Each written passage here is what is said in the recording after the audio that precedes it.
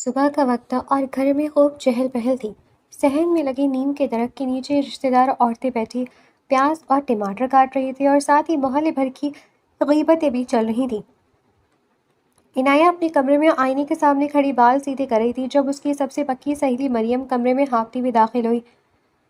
عنایہ، خدا کو خوف کرو لڑکی، باہر تمہاری ساس اور نندیں آنے والی ہیں اور تم ابھی ہو یوں آرام سے تیاری ہو رہی ہو۔ مریم نے بیڈ تک بیٹھتے ہوئے دوپٹے سے ہوا جھلی۔ عنایہ نے آئینے میں مریم کو دیکھا اور ہلکا سا مسکرائی۔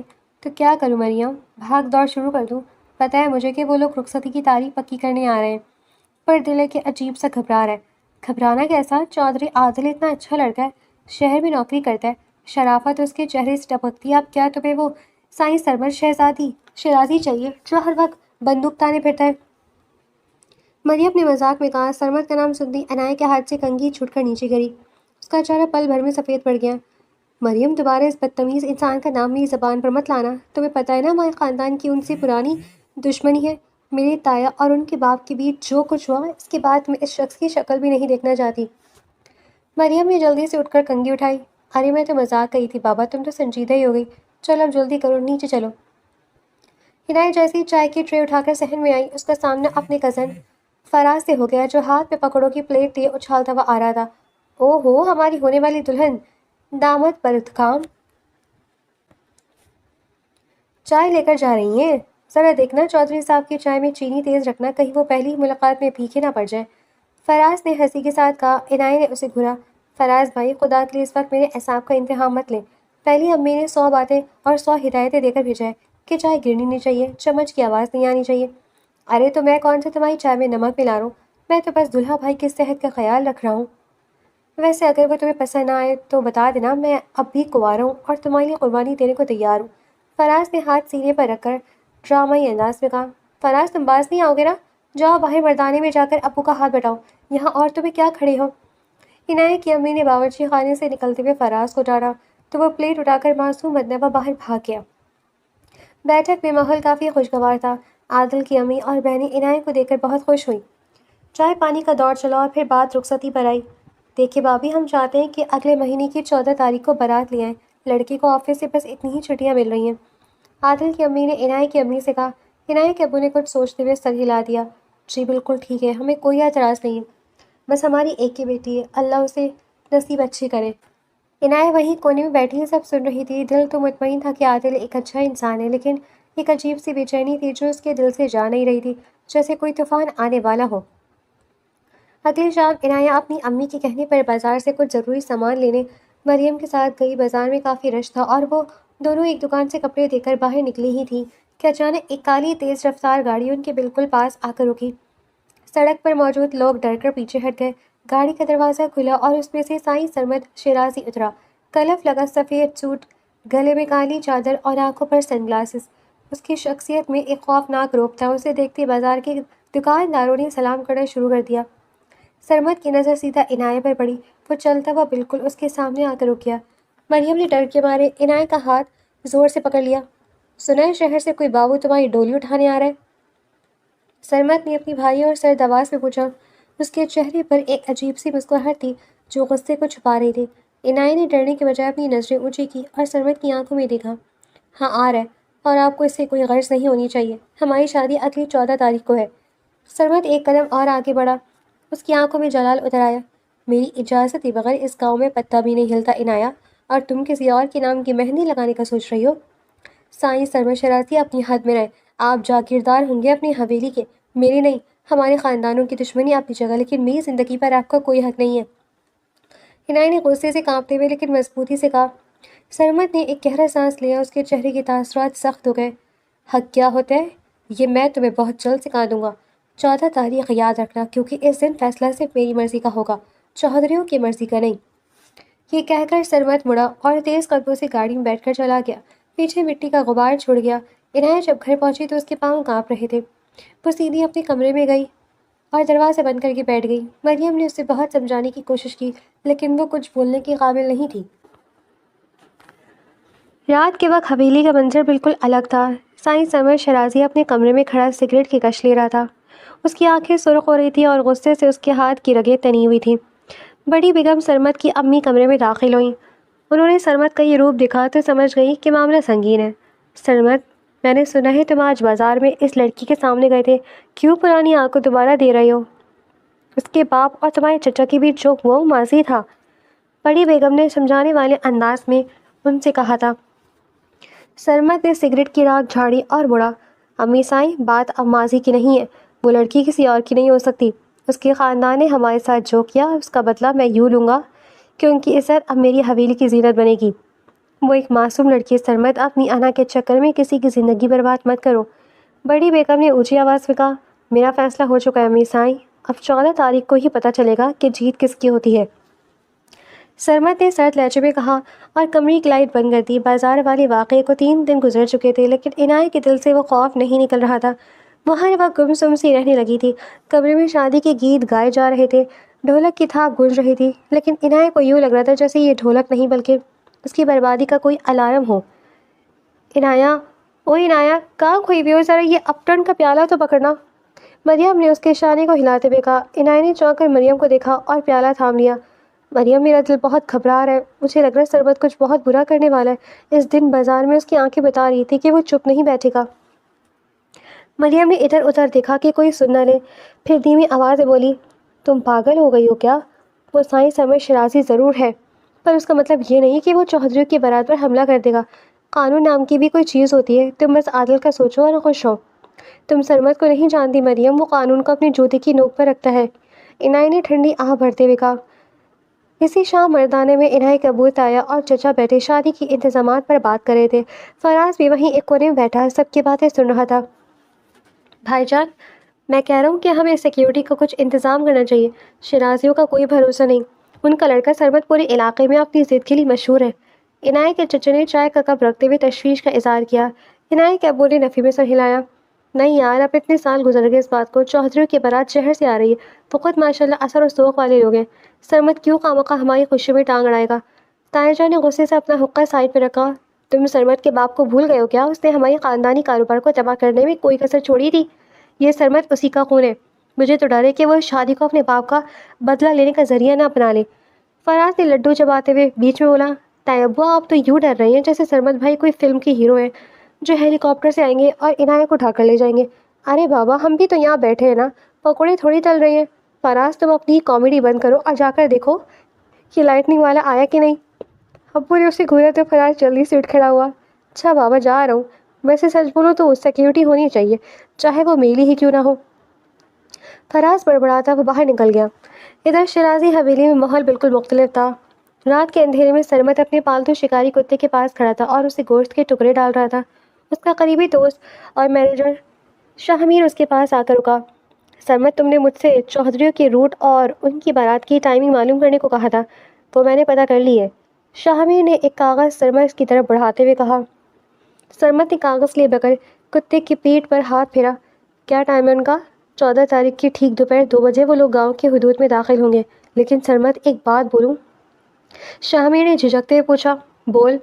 سرمد کا لہجہ بالکل سرد تھا۔ یار، لڑکی کے گھر والے تمہارے چچا کے معاملے میں قصوروار نہیں ہے، وہ تو ایک غلط فہمی تھی جس کی سزا دونوں خاندان آج تک بھگت رہے۔ تم ایک معصوم لڑکی کی زندگی کیوں داؤ پر لگا رہے ہو؟ پورا میڈیا اور پولیس اس شادی پر نظر رکھ سکتی ہے۔ شاہ میر نے اسے سمجھانے کی کوشش کی۔ سرمد مڑا، اس کی آنکھوں میں وحشت تھی۔ شاہ میر، جب میرے چچا کو انہوں نے جھوٹے کیس میں جیل بھجوایا تھا تب معصومیت کہا تھی، اس عنایت کے تائے نے ہمارے خاندان کی پگڑی اچھالی تھی، اب باری میری ہے، میں چوہدریوں کے سامنے اس لڑکی کا ہاتھ پکڑ کر لاؤں گا، تب ان کو پتہ چلے گا کہ شرازیوں سے دشمنی کا انجام کیا ہوتا ہے۔ لیکن اگر لڑکی نے انکار کر دیا تو؟ شاہ میر نے آخری سوال کیا۔ سرمد کے ہونٹوں پر ایک شیطانی مسکراہٹ آئی۔ وہ انکار نہیں کرے گی، اسے اپنے باپ کی پگڑی پیاری ہے۔ شادی میں اب سے 2 دن باقی رہ گئے تھے۔ عنایت کے گھر مہندی کی تقریب چل رہی تھی، لڑکیاں پیلے جوڑے پہنے گانے گائے تھیں اور فراز اسٹیج پر کھڑا سب کو ڈانس سکھانے کی ناکام کوشش کر رہا تھا۔ ارے چچی جان، ذرا ہاتھ کی صفائی دیکھے، دلہا بھائی تو یہ دیکھ کر ہی فلیٹ ہو جائیں گے، فراز نے ایک مضحکہ خیز اسٹیپ کرتے ہوئے کہا تو سب ہنس پڑے۔ عنایت اسٹیج پر بیٹھی زبردستی مسکرا رہی تھی، لیکن اس کی نظریں بار بار صحن کے مرکزی دروازے کی طرف جا رہی تھیں۔ اچانک اس کا فون وائبریٹ ہوا، اس نے دیکھا تو ایک انجان نمبر سے میسج تھا۔ میسج کھولتے اس کے ہاتھ کانپنے لگے۔ اس پر لکھا تھا، مہندی کا رنگ جتنا بھی گہرا کر لو عنایت، 14 تاریخ کو اس رنگ پر صرف سرمد شرازی کا نام لکھا جائے گا، اپنی تیاری پوری رکھنا۔ عنایت نے فوراً وہ نمبر بلاک کر دیا، لیکن اس کا سانس پھولنے لگا۔ وہ اسٹیج سے اٹھی اور کسی کو بتائے بغیر اپنے کمرے کی طرف بھاگی۔ وہ اپنے کمرے میں آ کر بیٹھ گئی اور اپنے آنسو ضبط کرنے لگی۔ اسی وقت کمرے کی کھڑکی پر ایک ہلکی سی دستک ہوئی۔ عنایت ڈر کر پیچھے ہٹی۔ کون ہے وہاں؟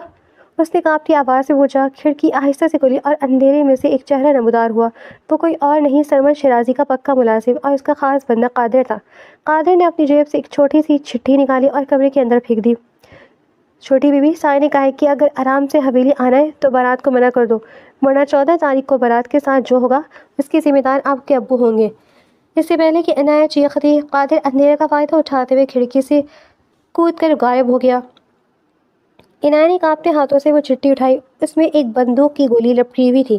عنایت نے گولی کو دیکھا اور اس کا دل ڈوب گیا۔ اسے سمجھ آ گیا کہ اب یہ لڑائی صرف اس کی ذات کی نہیں بلکہ اس کی پورے خاندان کی زندگی اور موت کا مسئلہ بن چکی ہے۔ اس نے گولی کو اپنے دوپٹے میں چھپا لیا اور ایک بڑا فیصلہ کرنے کے لیے اپنے تایا کے کمرے کی طرف بڑھ گئی۔ عنایت کے قدم بھاری ہو رہے تھے۔ وہ سیدھی تایا جان کے کمرے کے باہر پہنچی، جہاں لیمپ کی دھیمی روشنی میں تایا جان اکیلے بیٹھے کوئی پرانا حساب کتاب دیکھ رہے تھے۔ عنایت نے گہرا سانس لیا اور دروازے پر دستک دی۔ تایا ابو، میں اندر آ جاؤں؟ تایا جان نے اینک ناک پر ٹکاتے ہوئے اوپر دیکھا اور مسکرائے۔ آؤ آؤ عنایت بیٹی، خیر تو ہے؟ اس وقت مہندی کی محفل چھوڑ کر یہاں کیوں بیٹھی ہو؟ عنایت کمرے کے اندر آئی اور دروازہ بند کر دیا۔ اس نے کانپتے ہاتھوں سے وہ چٹھی اور گولی تایا جان کی میز پر رکھ دی۔ تایا ابو، یہ سرور شرازی کے آدمی نے ابھی میرے کمرے کی کھڑکی سے اندر پھینکی ہے۔ تایا جان نے جیسے یہ گولی دیکھی ان کے چہرے کے تاثرات سخت ہو گئے۔ انہوں نے چٹھی پھڑی اور میز پر زور سے ہاتھ مارا۔ اس بدذات کی اتنی ہمت، وہ ہمارے گھر کی حد پار کر کے دھمکیاں دے رہا ہے۔ تایا ابو، وہ پاگل ہو چکا ہے، عنایت نے روتے ہوئے کہا۔ وہ کہہ رہا ہے کہ اگر یہ شادی نہ رکی تو بارات والے دن وہ ابو اور آپ لوگوں کو نقصان پہنچائے گا۔ میں کسی کی جان خطرے میں نہیں ڈالنا چاہتی۔ آپ عادل والوں کو فون کر کے منع کر دیں پلیز۔ تایا جان اٹھ کھڑے ہوئے اور عنایت کے سر پر ہاتھ رکھا۔ پاگل مت بنو عنایت، اگر آج ہم ڈر کے پیچھے ہٹ گئے تو وہ کل کو ہمیں جینے نہیں دے گا۔ چودھری عادل کو کچھ نہیں ہوگا اور نہ ہی یہ شادی رکے گی۔ تم جا کر سو جاؤ، یہ مردوں کا معاملہ ہے، ہم خود نپٹیں گے۔ اگلی صبح گھر کے مرد صحن میں اکٹھے تھے۔ تایا جان نے سب کے سامنے وہ گولی رکھ دی۔ میں تو پہلے ہی کہہ رہا تھا کہ وہ کچھ کرے گا، چچا جان نے پریشانی میں ماتھا مسلا۔ ہمیں پولیس کو فون کرنا چاہیے، سرمد جاگیردار ہوگا تو اپنے گھر کا ہوگا، قانون سے بڑا نہیں ہے۔ عنایت کے ابو نے نفی میں سر ہلایا۔ پولیس شیرازیوں کے خلاف پولیس کچھ نہیں کرے گی، الٹا ہمارا کیس لٹک جائے گا اور چودھریوں کے سامنے ہماری تھو تو ہوگی۔ عادل کی فیملی شرافت پسند ہے، وہ یہ سب سنیں گے تو شادی ہی توڑ دیں گے۔ فراز جو چائے کی پیالی رکھ رہا تھا۔ چچا ابو، اگر آپ کہیں تو میں اپنے کچھ دوستوں کو بلا لوں؟ شہر سے میرے کالج کے لڑکے آ جائیں گے، سب کے پاس لائسنس والے ہتھیار ہیں، بارات کے ساتھ کھڑے ہو جائیں گے۔ تایا جان نے فراز کو دیکھا۔ ہتھیاروں کی ضرورت نہیں فراز، لیکن ہاں تم اپنے دوستوں کو بلا لو۔ جتنے زیادہ جوان لڑکے بارات کے گرد ہوں گے، سرمد اتنی آسانی سے اندر گھسنے کی ہمت نہیں کرے گا۔ دوسری طرف شیرازی حویلی میں بڑی بیگم سخت غصے میں سرمد کے سامنے کھڑی تھی۔ رات کو ملازم قادر کی حرکت ان تک پہنچ چکی تھی۔ تم نے عنایت کے گھر گولی بھجوائی ہے سرمد؟ بڑی بیگم کی آواز حویلی کی دالان میں گونجی۔ کیا یہی تربیت دی تھی میں نے تمہیں؟ ایک شریف لڑکی کو اس کی شادی سے پہلے دھمکیاں دے رہے ہو؟ سرمد نے آرام سے اپنی بندوق صاف کرتے ہوئے اوپر دیکھا۔ امی، میں نے دھمکی نہیں دی، میں نے صرف اپنا ارادہ بتایا۔ چودھری کو پتہ ہونا چاہیے کہ وہ کس کے علاقے میں پیر رکھ رہے ہیں۔ وہ علاقہ سب کا ہے سرمد، اور وہ لڑکی تمہاری جاگیر نہیں ہے۔ بڑی بیگم نے غصے سے کہا۔ اگر تم نے 14 تاریخ کو کوئی تماشا کیا تو تم اپنی ماں کا مرا ہوا منہ دیکھو گے۔ سرمد کے ہاتھ ایک پل کے لیے رکے۔ اس نے بندوق سائڈ پر رکھی اور اٹھ کھڑا ہوا۔ امی سائیں، آپ مجھے جذباتی بلیک میل مت کریں۔ اس خاندان نے میرے چچا کے ساتھ جو کیا میں وہ نہیں بھولا، بدلہ تو میں لے کر ہی رہوں گا، چاہے کچھ بھی ہو جائے۔ بڑی بیگم نے تڑپ کر اسے دیکھا۔ وہ بدلہ نہیں، وہ تمہارے چچا کی اپنی غلطی تھی، تم سچ کیوں نہیں دیکھنا چاہتے؟ لیکن سرمد ان کی بات سنے بغیر تیز قدموں سے حویلی سے باہر نکل گیا، جہاں شاہمیر گاڑی لیے اس کا انتظار کر رہا تھا۔ شادی کا دن یعنی 14 تاریخ بالآخر آ ہی گئی۔ صبح سے عنایت کے گھر میں مہمانوں کا تانتا بندھا ہوا تھا، لیکن عنایت کے کمرے میں صرف خاموشی تھی۔ مریم اسے تیار کری تھی۔ سرخ رنگ کے بھاری عروسی جوڑے میں عنایت بہت خوبصورت لگ رہی تھی، لیکن اس کی آنکھیں سوجی ہوئی تھیں۔ عنایت، ذرا مسکراؤ تو صحیح، عادل بھائی کی گاڑی بس آدھے گھنٹے میں پہنچنے والی ہے۔ مریم نے اس کا میک اپ ٹھیک کرتے ہوئے کہا۔ عنایت نے شیشے میں اپنا عکس دیکھا۔ مریم، مجھے ایسا کیوں لگ رہا ہے کہ میرا آخری دن ہے؟ میرا دل اتنی زور سے دھڑک رہا ہے کہ مجھے اپنے ہی سانس بند ہوتا محسوس ہو رہا ہے۔ اسی وقت فراز کمرے میں داخل ہوا۔ اس نے شیروانی پہن رکھی تھی۔ عنایہ عادل والے مین روڈ پر پہنچ گئے اور ابو اور طیبو باہر گیٹ پر کھڑے ہیں۔ میرے 20-25 دوست بھی لاٹھیوں اور سیکیورٹی کے ساتھ وہاں موجود ہیں، تو بالکل فکر مت کرو، سب ٹھیک ہوگا۔ عنایہ نے فراز کا ہاتھ پکڑا۔ فراز بھائی، ابو کا خیال رکھنا، سرمد کچھ بھی کر سکتا ہے۔ فراز نے اس کے سر پر تھپکی دی۔ کچھ نہیں ہوتا بہنا، تم بس اپنے دلہا کا استقبال کرنے کی تیاری کرو۔ دوپہر کے ٹھیک 2 بجے عادل کی بارات چمکتی ہوئی گاڑیوں کے دوران کاڑی کے ساتھ عنایہ کے محلے کی گلی میں داخل ہوئی۔ ڈھول والے زور زور سے ڈھول بجا رہے تھے اور رشتہ دار پھولوں کی پتیاں نچھاور کر رہے تھے۔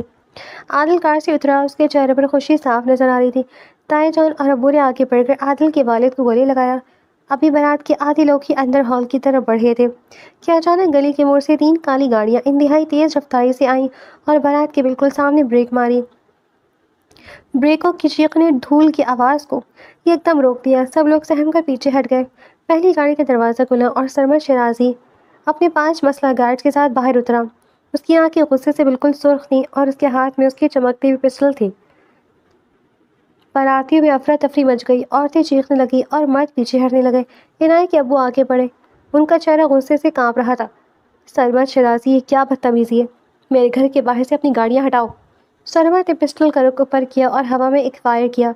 تھا کی گونجدار آواز سے پورا محلہ لرز اٹھا۔ سب اپنی اپنی جگہ رک جائے۔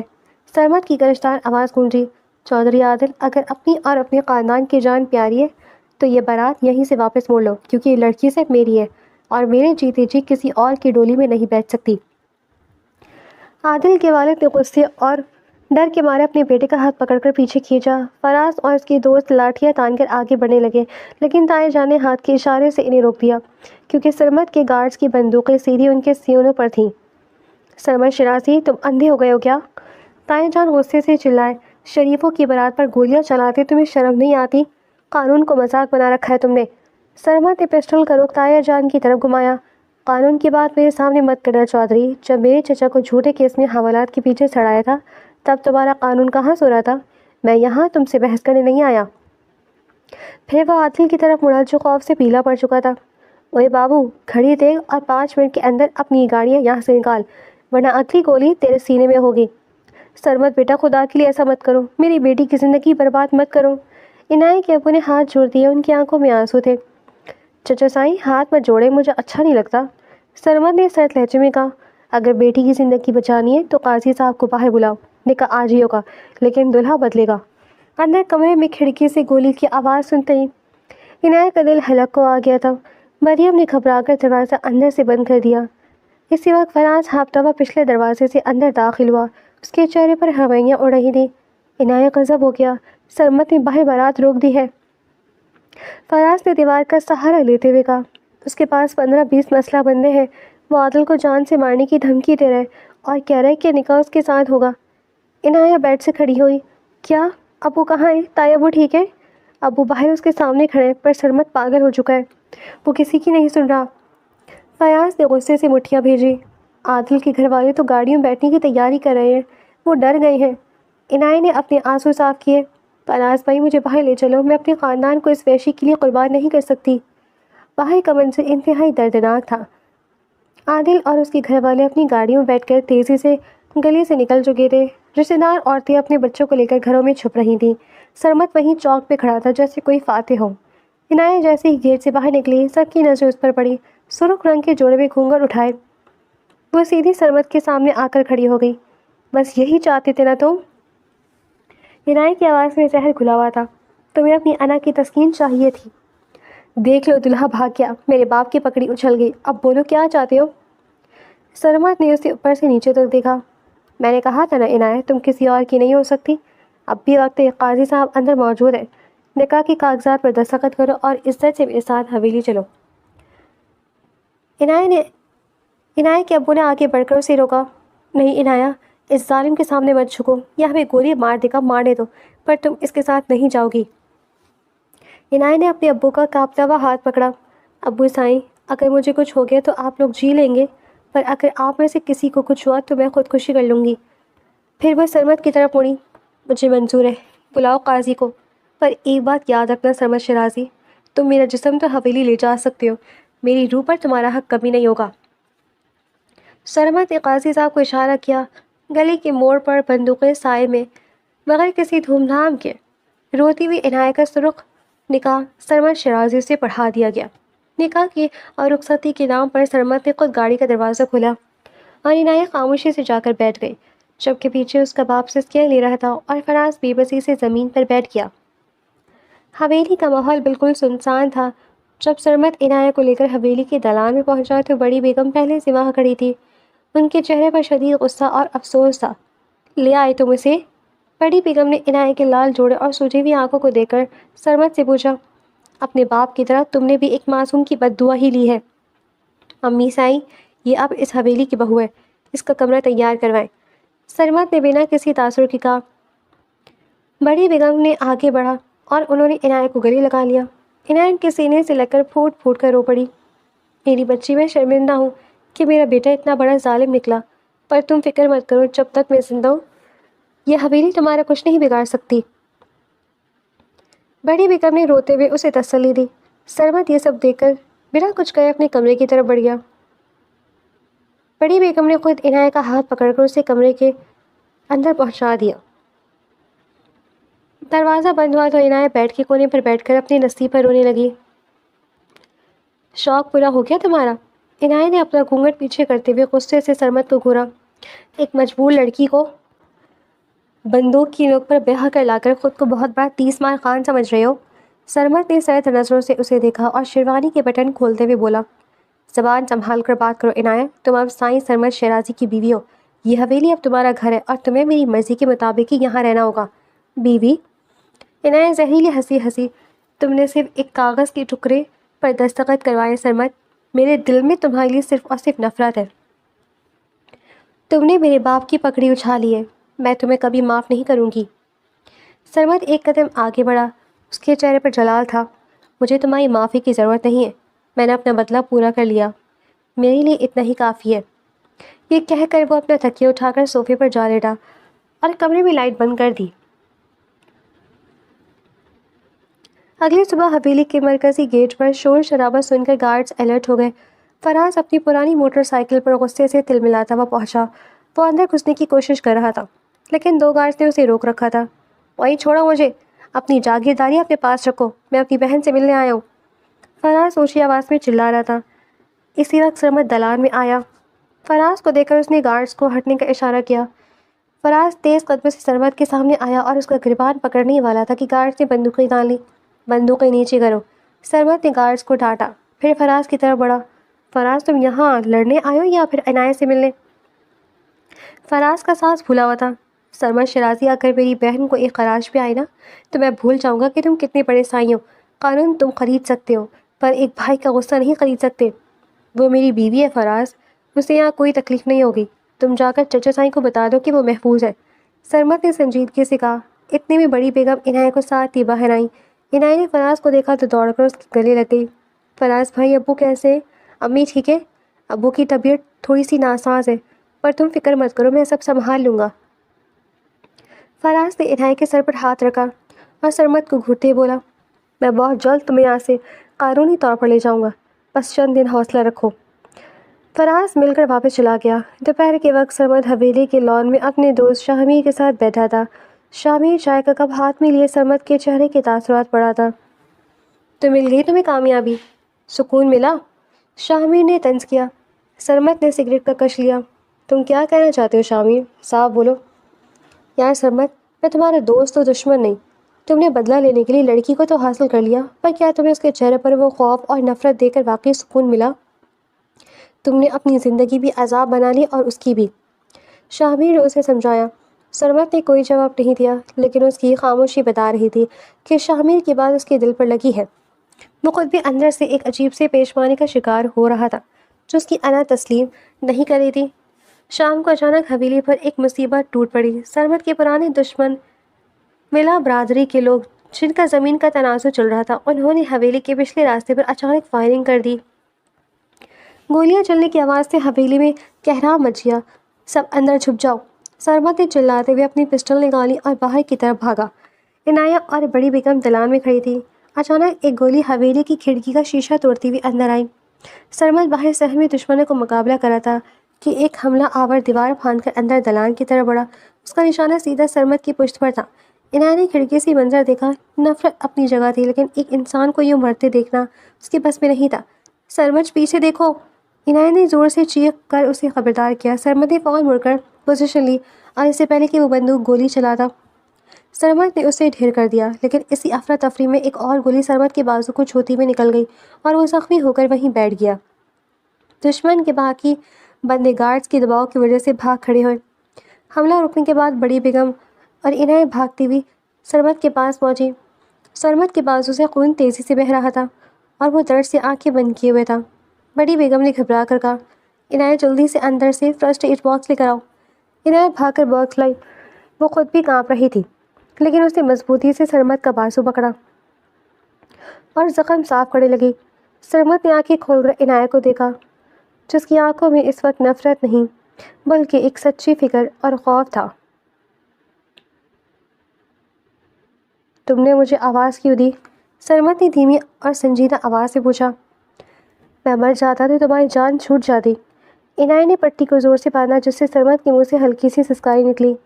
میں آپ سے نفرت ضرور کرتی ہوں سرمد شیرازی، پر میں اتنی بے حسی نہیں ہوں کہ کسی کو اپنی آنکھوں کے سامنے مرنے دوں، اور ویسے بھی آپ کی جان اتنی سستی نہیں کہ کوئی بھی ایرا غیرہ آ کر لے جائے۔ زخم پر پٹی باندھنے کے بعد عنایت فرسٹ ایڈ باکس سمیٹ کر اٹھنے لگی تو سرمد نے اس کا ہاتھ پکڑ لیا۔ اس کی گرفت میں وہ پہلے والا جلال نہیں تھا، بلکہ ایک عجیب سی التجا تھی۔ عنایت میری بات سنو، سرمد نے نقاہت بھری آواز میں کہا۔ عنایت نے جھٹکے سے اپنا ہاتھ چھڑایا اور سرد لہجے میں بولی، سائیں سرمد شیرازی، پٹی باندھنے کا مطلب یہ ہرگز نہیں ہے کہ میں آپ کے گناہ بھول گئی ہوں۔ آپ نے جو میرے خاندان کے ساتھ کیا اس کا حساب اکیلی یہ پٹی نہیں چکا سکتی۔ سرمد نے ایک گہرا سانس لیا اور صوفے کی پشت سے ٹیک لگا لی۔ میں جانتا ہوں تم مجھ سے نفرت کرتی ہو اور تمہارا حق ہے یہ، پر کاش تم سچ جان پاتی۔ سچ تو یہی ہے نا کہ آپ اپنی انا کے لیے میری زندگی برباد کر رہی ہیں۔ عنایت کی آنکھوں میں آنسو آ گئے، پر اس نے انہیں بہنے نہیں دیا۔ بڑی بیگم جو اب تک خاموشی سے یہ سب دیکھ رہی تھی، آگے بڑھی اور انہوں نے عنایت کے کندھے پر ہاتھ رکھا۔ نہیں عنایت بیٹی، اب وقت آ گیا کہ تم سچ جانو۔ سرمد کے چچا کو جب جیل ہوئی تھی تو وہ تمہاری تائی کی وجہ سے نہیں ہوئی تھی۔ سچ تو یہ کہ تمہاری تائی نے ہمارے خاندان پر احسان کیا تھا۔ انہوں نے سرمد کے چچا کو ایک بہت بڑے قتل کے کیس سے بچانے کے لیے جھوٹی گواہی اپنے سر لے لی تھی، جس کی وجہ سے ان کا اپنا کاروبار تباہ ہو گیا۔ عنایت حیرت سے اپنی ساس کا منہ دیکھنے لگی۔ کیا؟ اگر ایسا تھا تو سرمد بدلہ کیوں لے رہے تھے؟ بڑی بیگم نے سرمد کی طرف دیکھا، جس نے شرمندگی سے نظر جھکا لی تھی، کیونکہ سرمد کے چچا نے جیل سے چھوٹنے کے بعد اپنی چوری چھپانے کے لیے سرمد کے کان بھرے کہ چودھریوں نے ہمیں برباد کیا۔ سرمد کو یہ سچ پرسوں ہی معلوم ہوا ہے، جب میں نے اسے پرانے خاندانی خطوط دکھائے۔ عنایت نے مڑ کر سرمد کو دیکھا۔ اس کا دل غصے اور افسوس سے پھٹنے لگا۔ آپ کو سچ معلوم ہو گیا تھا؟ اگر پتہ چل گیا تھا تو پھر 14 تاریخ کو میری بارات کے سامنے گولی کیوں چلائی آپ نے؟ سرمد خاموش رہا، اس کے پاس اس بات کا کوئی جواب نہیں تھا۔ اگلی صبح حویلی کا ماحول بالکل بدل چکا تھا۔ سرمد رات بھر سو نہیں سکا تھا۔ اپنے بازو کی درد سے زیادہ اسے اپنے کیے پر پچھتاوا تھا۔ وہ دالان میں آیا جہاں عنایت بڑی بیگم کے ساتھ بیٹھی سبزی کاٹ رہی تھی۔ سرمد چلتا ہوا عنایت کے بالکل سامنے آ کر رک گیا۔ عنایت، اپنی پیکنگ کر لو۔ عنایت نے چونک کر اوپر دیکھا۔ کیا مطلب؟ میں تمہارے گھر واپس چھوڑنے جا رہا ہوں، سرمد نے بنا کسی تاثر کے کہا، لیکن اس کی آواز کانپ رہی تھی۔ میں نے اپنی ضد اور غلط فہمی میں تمہاری زندگی برباد کی۔ میں نے شامیر سے بات کر لی ہے۔ شہر کا سب سے بڑا وکیل تمہارے طلاق کے کاغذات تیار کر رہا ہے۔ تم آزاد ہو۔ بڑی بیگم نے تڑپ کر اپنے بیٹے کو دیکھا، لیکن وہ کچھ نہ بولی۔ عنایت ساکت بیٹھی رہ گئی۔ وہ تو یہی چاہتی تھی، پر آج جب آزادی اس کے سامنے تھی تو اس کے دل میں ایک عجیب سا درد اٹھا۔ اور میرے ابو کی پگڑی جو محلے میں اچھالی گئی، اس کا کیا؟ عنایت نے اٹھتے ہوئے پوچھا۔ میں خود چچا سائی کے سامنے جاؤں گا، ان کے قدموں میں گر کر معافی مانگوں گا۔ جو سزا وہ دیں گے مجھے منظور ہوگی، سرمد نے سنجیدگی سے کہا، اور باہر کی طرف بڑھ گیا۔ عنایت جب اپنے گھر واپس پہنچی تو گھر کے صحن میں سناٹا تھا۔ تائے جان اور ابو دلان میں بیٹھے تھے۔ فراز بھی وہیں موجود تھا۔ جب سرمد کی گاڑی باہر آ کر رکی، سرمد گاڑی سے اترا اور خود چل کر عنایہ کے ابو کے سامنے آیا۔ اس کے پیچھے عنایہ بھی روتی ہوئی اندر آئی۔ سرمد کو دیکھتے ہی فراز نے غصے سے ایک لاٹھی اٹھا لی۔ اوئے سرمد شرازی، اب یہاں کیوں آئے ہو؟ اب تمہارا دل نہیں بھرا؟ فراز چلا کر آگے بڑھا۔ فراز رک جاؤ، عنایہ کے ابو نے کمزور آواز میں کہا۔ سرمد نے اپنی پسٹل نکالی اور سب کے سامنے میز پر رکھ دی۔ پھر وہ گھٹنوں کے بل عنایہ کے ابو کے سامنے بیٹھ گیا اور اپنے دونوں ہاتھ جوڑ دیے۔ چچا سائیں، میں مجرم ہوں آپ کا، مجھے سچ معلوم نہیں تھا۔ میں نے اپنے چچا کے جھوٹ کے پیچھے اندھے ہو کر آپ کی عزت پر ہاتھ ڈالا۔ میں عنایہ کو واپس چھوڑنے آیا ہوں اور یہ طلاق کے کاغذات ہیں۔ اس لڑکی کا کوئی قصور نہیں ہے، جو سزا دینی ہے مجھے دیں۔ حویلی کا وہ روبدار سائیں اس وقت ایک عام سا انسان بن کر معافی مانگ رہا تھا۔ یہ دیکھ کر تایا جان اور ابو کے چہرے کے تاثرات بدل گئے۔ عنایہ کے ابو نے آگے بڑھ کر سرمد کے کندھوں کو پکڑا اور اسے اٹھایا۔ سرمد بیٹا، اگر تمہیں اپنی غلطی کا احساس ہو گیا ہے تو خدا بھی معاف کرنے والوں کو پسند کرتا ہے، پر طلاق اس مسئلے کا حل نہیں ہے۔ بربادی تو پہلی ہو چکی ہے، اب دنیا کو کیا منہ دکھائیں گے؟ عنایہ پیچھے کھڑی سسکیاں لے رہی تھی۔ فراز نے لاٹھی نیچے رکھ دی اور سرمد کو دیکھا، جو واقعی پیشمان تھا۔ چچا جی، میں اب بھی اس رشتے کو نبھانے کے لیے تیار ہوں، پر اس بار بندوق کے زور پر نہیں بلکہ عنایہ کی مرضی سے۔ سرمد نے عنایہ کی طرف دیکھتے ہوئے کہا، جس کی آنکھوں میں اب نفرت کی جگہ ایک نیا احساس جنم لے رہا تھا۔ عنایہ ابو کی بات سن کر پوری صحن میں خاموشی چھا گئی۔ سرمد نے نظریں جھکا رکھی تھی، جبکہ عنایہ اپنے دوپٹے کے پلو کو انگلیوں میں لپیٹے ہوئے زمین کو دیکھ رہی تھی۔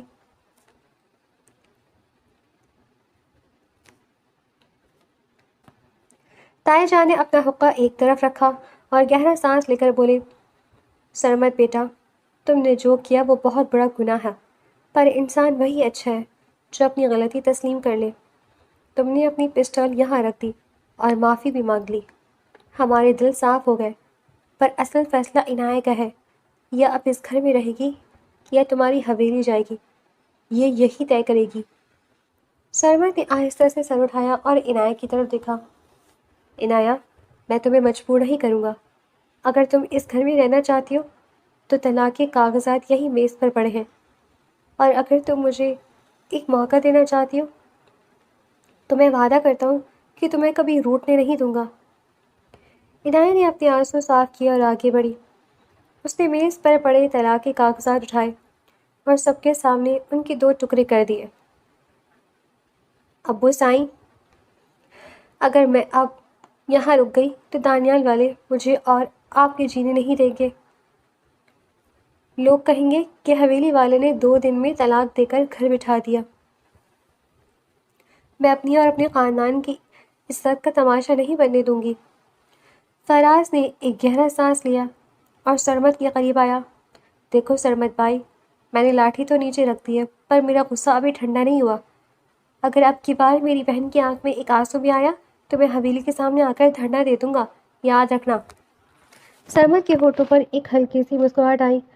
تمہیں دھرنا دینے کی ضرورت نہیں پڑے گی فراز۔ شام کو جب سرمد اور عنایہ حویلی واپس پہنچے تو بڑی بیگم دلان میں ہی بیٹھی ان کا انتظار کر رہی تھی۔ گاڑی کی آواز سن کر وہ اٹھ کھڑی ہوئی۔ جب انہوں نے عنایہ کو سرمد کے ساتھ واپس آتے دیکھا تو ان کے چہرے پر سکون کی ایک اچھی سی لہر دوڑ گئی۔ شکر ہے میرے مالک کا، تم میری بچی کو واپس لے آئے۔ مجھے تو ڈر تھا کہ وہ لوگ اسے کبھی واپس نہیں بھیجیں گے۔ بڑی بیگم نے آگے بڑھ کر عنایہ کو گلے سے لگا لیا۔ امی سائیں، چچا سائی اور تایا جی بہت بڑے دل کے انسان ہیں، انہوں نے مجھے معاف کر دیا۔ سرمد نے اپنے زخمی بازو کو پٹی کے اوپر سے سرہاتے کہا۔ عنایہ نے سرمد کے بازو کی طرف دیکھا اور دھیمی آواز میں بڑی بیگم سے بولی، امی سائیں، ان کے زخم کی پٹی بدلنے کا وقت ہو گیا ہے، میں کمرے میں جا کر فرسٹ ایڈ باکس نکالتی ہوں۔ بڑی بیگم نے مسکرا کر سرمد کو دیکھا۔ جاؤ سرمد، اپنی بیوی کے ساتھ جاؤ، اب اس حویلی میں اندھیرا نہیں، روشنی ہونی چاہیے۔ کمرے میں اکیلے ہونے کے بعد ایک عجیب سی خاموشی تھی۔ عنایہ بیڈ پر بیٹھی فرسٹ ایڈ باکس سے دوائی نکال رہی تھی اور سمر صوفے پہ بیٹھا خاموشی سے اسے ہی دیکھ رہا تھا، چونکہ اس کا دل اور اس کا بوجھ ہلکا ہو چکا تھا۔ یہاں آئیں، عنایہ نے بنا دیکھے سرد لہجے میں کہا۔ سرمد اٹھ کر اس کے پاس بیڈ پر بیٹھ گیا۔ جب عنایہ نے اس کی بازو سے پرانی پٹی کھولی تو زخم دیکھ کر اس کے ہاتھ ایک پل کے لیے رک گئے۔ درد ہو رہا ہے؟ اس نے پوچھا۔ تمہاری نفرت سے زیادہ درد نہیں ہو رہا، سرمد نے سچائی سے کہا۔ عنایہ نے اس کی آنکھوں میں دیکھا جہاں اب کوئی تکبر نہیں تھا۔ سرمد، میں نے کاغذات اس لیے پھاڑے کیونکہ میرے پاس کوئی دوسرا راستہ نہیں تھا، پر اس کا مطلب یہ نہیں کہ میں سب کچھ بھول گئی ہوں۔ دل پر لگے زخم اتنی جلدی نہیں بھرتے ہیں۔ میں انتظار کروں گا عنایہ، چاہے جتنے سال لگ جائیں، میں تمہارا دل جیت کر رہوں گا، سرمد نے عزم سے کہا۔ عنایہ نے دوائی لگائی تو سرمد نے ہلکی سی سسکاری بھری۔ تھوڑا آرام سے یار، کہیں بدلا تو نہیں لے رہی ہو؟ سرمد نے ماحول کو ہلکا کرنے کے لیے مذاق کیا۔ عنایہ نے اسے گھورا۔ ہاں سمجھ لے بدلا ہی ہے، ابھی تو پٹی باندھ رہی ہوں، اگلی بار سوئی چبو دوں گی۔ اس بات پر دونوں کے بیچ کا تناؤ تھوڑا کم ہوا۔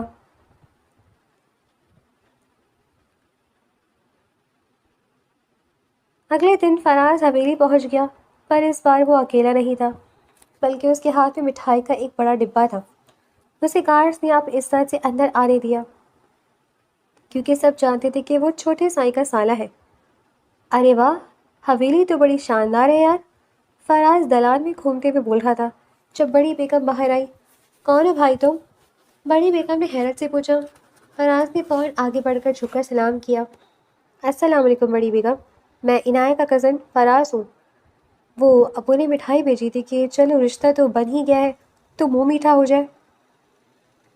بڑی بیگم نے فراز کی اس بے باکی اور ہنس مکھ طبیعت پر مسکرا کر دیکھا۔ وعلیکم السلام بیٹا، بہت اچھا کیا تم آ گئے۔ عنایہ اندر کمرے میں، جاؤ مل لو۔ فراز جیسے ہی سرمد کے کمرے کی طرف بڑھا، سامنے سے سرمد اور عنایہ باہر آ رہے تھے۔ فراز نے سرمد کو دیکھا اور مٹھائی کا ڈبہ اس کی طرف بڑھا دیا۔ لیجیے سائی صاحب، منہ میٹھا کیجیے۔ ویسے آپ کے گارڈز بڑے کڑک ہیں، کل تو مجھے اندر ہی نہیں آنے دے رہے تھے۔ سرمد نے مٹھائی کا ٹکڑا اٹھایا۔ اب تمہیں کوئی نہیں روکے گا فراز، تم جب چاہو یہاں آ سکتے ہو۔ عنایہ اپنے بھائی کو دیکھ کر بہت خوش ہوئی۔ فراز بھائی، امی کیسی ہیں؟ امی تو ٹھیک ہے، پر تمہاری سہیلی مریم روز گھر آ کر روتی ہے کہ عنایہ چلی گئی اور اب اس کے ساتھ بازار کون جائے گا؟ فراز نے ہنستے ہوئے کہا۔ ویسے سرمد بھائی، اگر آپ برا نہ مانیں تو میں اپنی بہن کو ایک دن کے لیے گھر لے جاؤں، امی یاد کر رہی ہیں اسے۔ سرمد نے عنایہ کی طرف دیکھا جس کی آنکھوں میں اپنے گھر جانے کی چاہت صاف نظر آ رہی تھی۔ بالکل، تم اسے لے کر ساتھ جا سکتے ہو فراز، پر شام کو میں خود اسے لینے آؤں گا۔ عنایہ نے سرمد کو دیکھا۔ اس کے دل میں سرمد کے اس بدلے ہوئے روپ کے لیے ایک نرمی سی جاگنے لگی۔ عنایہ جب اپنے میکے سے شام کو واپس حویلی پہنچی تو سرمد خود اسے لینے آیا تھا۔ گاڑی کا دروازہ کھولتے ہوئے سرمد نے اس کے ہاتھ میں ایک چھوٹا سا مخمل کا ڈبہ تھاما۔ یہ کیا ہے؟ عنایہ نے گاڑی میں بیٹھتے ہوئے حیرت سے پوچھا۔ کھول کر خود دیکھ لو، سرمد نے اسٹیئرنگ سنبھالتے ہوئے مسکرا کر کہا۔ عنایہ نے ڈبہ کھولا تو اندر سونے کی نازک سے جھمکے چمک رہے تھے جن پر چھوٹا سا انابیہ رنگ کا نگینہ لگا تھا۔ یہ کیوں؟ آج تو میرا برتھ ڈے بھی نہیں ہے۔ یہ اس لیے کہ اب تمہاری آنکھوں میں مجھے وہ پرانی نفرت نہیں دیکھنی، یہ معافی کا ایک چھوٹا سا نذرانہ سمجھ لو، سرمد نے سنجیدگی سے کہا۔ عنایہ نے جھمکوں کو دیکھا، پھر سرمد کے چہرے کی طرف جہاں اب سے اس کے لیے محبت اور پچھتاوا تھا۔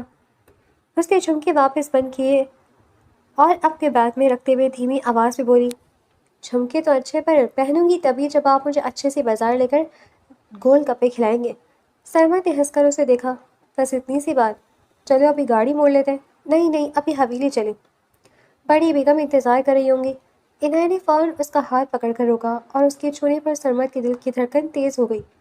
حویلی کے لاہور میں رات کے وقت باربیکیو کا انتظام تھا اور مہمانوں میں کوئی اور نہیں بلکہ عنایہ کے ابو، تایا اور فراز بھی شامل تھے۔ بڑی بیگم نے خود سب کا استقبال کیا۔ دونوں خاندانوں کی پرانی دشمنی اب ہمیشہ کے لیے دفن ہو چکی تھی۔ فراز سیخوں پر گوشت لگاتے ہوئے دھوئیں سے آنکھیں مل رہا تھا۔ اوہ ہو سرمد بھائی، آپ جاگیردار لوگ خود تو آرام سے بیٹھے، اور غریب سالے کو دھوئے میں کھڑا کر دیا ہے۔ سرمد ہنستا ہوا فراز کے پاس آیا اور اس کے ہاتھ سے چمٹا لے لیا۔ لاؤ یار تم جا کر بیٹھو، میں خود کر لیتا ہوں، ورنہ چچا سائیں کہیں گے کہ داماد نے آتے ہی سالے کو کام پر لگا دیا۔ ہاں یہ ہوئی نا بات، سائیں صاحب اب لائن پر آ رہے ہیں۔ فراز نے تالیاں بجائی تو سب ہنس پڑے۔ عنایہ اپنی امی اور بڑی بیگم کے ساتھ بیٹھی یہ منظر دیکھ رہی تھی۔ اس کے ابو کے چہرے پر جو سکون تھا اسے دیکھ کر عنایہ کا دل شکر سے بھر گیا۔ اس نے محسوس کیا کہ کبھی کبھی بڑے حالات بھی اچھے فیصلوں اور سچی توبہ سے بدل جاتے ہیں۔ دیر گئے جب سب مہمان چلے گئے تو عنایہ کمرے میں آئی۔ وہ آئینے کے سامنے کھڑی سرمد کے دیے ہوئے جھمکے پہننے کی کوشش کر رہی تھی، پر اس کا پیچ بار بار ہاتھ سے چھوٹ رہا تھا۔ سرمد کمرے میں داخل ہوا تو اس نے عنایہ کو سوچ بوجھ کرتے دیکھا۔ وہ خاموشی سے اس کے پیچھے آ کر کھڑا ہو گیا اور اس کے ہاتھوں سے جھمکا لے لیا۔ لاؤ میں پہنا دیتا ہوں۔ عنایہ آئینے میں اس کا عکس دیکھتے ہوئے رک گئی۔ سرمد نے بہت آرام سے محبت سے اس کے کان میں جھمکا پہنا دیا۔ اس کی انگلیاں جب عنایہ کی گردن سے چھوئیں تو عنایہ نے شرما کر نظر جھکا لی۔ اب کیسی لگ رہی ہوں؟ عنایہ نے مڑ کر پوچھا۔ تم ہمیشہ ہی خوبصورت لگتی ہو، چاہے غصے میں بندوق تانے کھڑی ہو یا اب شرماتی ہوئی۔ سرمد نے اس کا ہاتھ اپنے ہاتھوں میں لیتے ہوئے کہا، عنایہ مجھے معاف کرنے کا شکریہ۔ میں نے جو تمہارے ساتھ کیا میں شاید خود کو کبھی معاف نہ کر پاتا اگر تم مجھے یہ موقع نہ دیتی۔ عنایہ نے سرمد کی آنکھوں میں دیکھا جہاں اب سچائی اور سکون تھا۔ اس نے سرمد کے زخمی بازو پر آہستہ سے ہاتھ رکھا۔ دشمنی کا انجام سے بربادی ہوتا ہے سرمد، اچھا ہوا ہم نے وقت رہتے معاف کرنا سیکھ لیا۔ اب یہ حویلی صرف ایک قید خانہ نہیں، میرا گھر ہے۔ سرمد نے مسکرا کر اسے اپنے قریب کر لیا۔ گھر نہیں، میری پوری دنیا۔ ماہ چاند کی دھیمی روشنی حویلی کے دلان کو چمکا رہی تھی جہاں دو دلوں کی انا اور نفرت ہمیشہ کے لیے ختم ہو چکی تھی اور ایک خوبصورت سچی محبت کا آغاز ہو چکا تھا۔